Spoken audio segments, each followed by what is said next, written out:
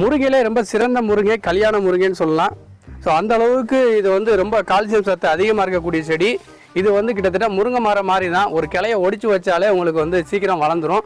இதில் எல்லா கிளையிலையும் கணுவுலையும் பார்த்தீங்கன்னா முள்ளாக இருக்கக்கூடிய செடி இது. இந்த மாதிரி பெரிய பெரிய இலைகளாக வந்துருச்சுன்னா இதை நீங்கள் துவையிலோ இதை வச்சு சாப்பிட்ற கொஞ்சம் சிரமமாக இருக்கும்.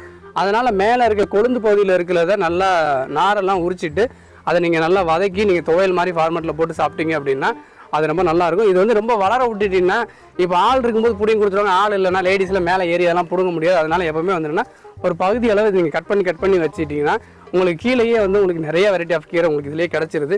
அந்த கல்யாண முருங்கையை பொறுத்தளவு நீங்கள் பெரிய தொட்டிலாம் தேவையில்லைங்க. நார்மலாக பார்த்தீங்கன்னா இந்த மாதிரி ஒரு சின்ன சைஸ் ஒரு க்ரோ பேக் இருந்தால் போதும். இதை வந்து என்ன பண்ணணும் அப்படின்னா ஒரு ஸ்டேஜுக்கு அப்புறம் இதை நீங்கள் ஒடிச்சிட்டு பக்கத்தில் இன்னொரு பேக்கு நீங்கள் வந்து என்ன பண்ணணும்னா இந்த பதியம் போட்டு வச்சுக்கணும். ஸோ அப்போ உங்களுக்கு கீரை வந்து நிறைய கிடச்சிரும். இன்னொன்று வந்து ஒரு எப்போவுமே கீரை இருக்கும், வருஷம் ஃபுல்லாக கீரை கிடைக்கும்.